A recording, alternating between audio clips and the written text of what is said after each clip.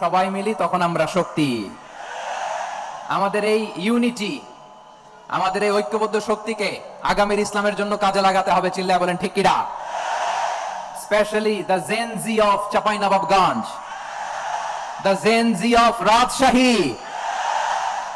তোমরা দেখিয়ে দিয়েছো কিভাবে কিভাবে জালিমকে শায়েস্তা করতে হয়। আল্লাহু আকবার। চোখের ইশারায় কি তাদের কানেক্টিভিটি, কি তাদের বোঝাপড়া।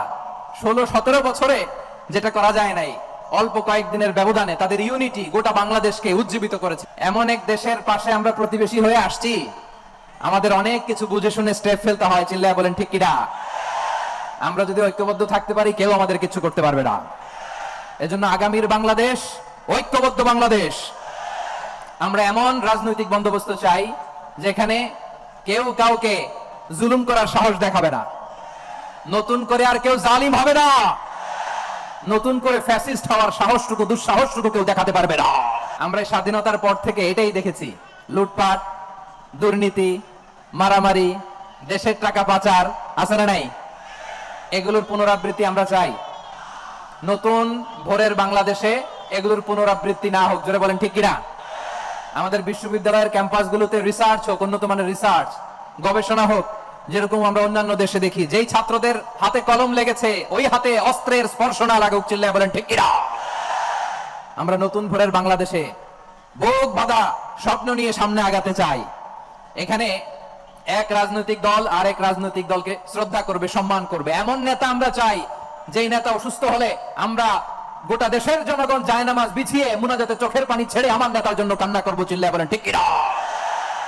এরকম নয়া রাজনৈতিক বন্দোবস্ত আমরা চাই কি চাই না? এক রাজনৈতিক দল আর এক রাজনৈতিক দলকে নিশ্চিহ্ন করার খেলায় মেতে উঠুক, এটা আপনারা চান?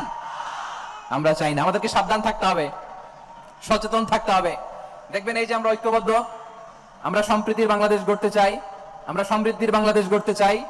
নানা ধরনের চক্রান্ত। রিসেন্টলি দেখবেন এই শান্ত শিষ্ট ইসলাম প্রিয় শান্তিপ্রিয় মুসলিমদেরকে উস্কানি দেয়া হচ্ছে, উত্তেজিত করার জন্য আমার নবীকে গালি দেয়া হচ্ছে। আরশের অধিপতি আল্লাহ রাব্বুল ইজ্জাতের নামে এমন অশ্লীল শব্দ ব্যবহার করা হচ্ছে যেগুলো মুখে তোলা আমাদের পক্ষে সম্ভব না। প্রিয় ভাইরা, আমরা আজকের এই চাঁপাইনবাবগঞ্জের বিশাল ঐতিহাসিক তাফসীরুল কোরআনের প্রোগ্রাম থেকে এই এন্টিরিম গভর্নমেন্টের কাছে বিনীত আবেদন জানাতে চাই, আপনারা শান্তিপ্রিয় মুসলিম জনতার ধৈর্যের পরীক্ষা নেবেন না। ধৈর্যের পরীক্ষা আপনারা নেবেন না।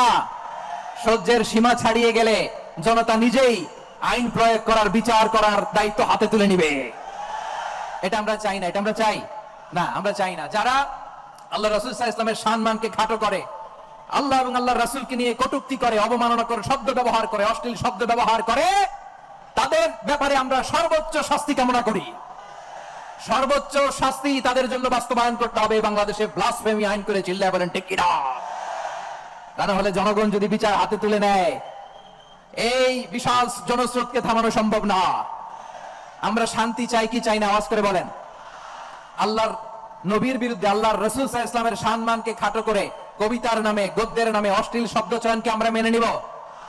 অশ্লীলতাকে আমরা মেনে নিব? কারণ আল্লাহর নবী আমার ঈমান, আমার নবী আমার ঈমান। নবীকে ভালোবাসা ঈমানের অংশ, শুধু এতটুকু নয়, আমার নবীর ভালোবাসাটাই হচ্ছে ঈমান। চিল্লায় বলো ঠিক কিনা? আমার নবীর জন্য আমরা বুকের তাজা রক্ত বিলিয়ে দিতে রাজি আছি না নাই? রাজি আছো মুসলমান? কারা কারা রাজি?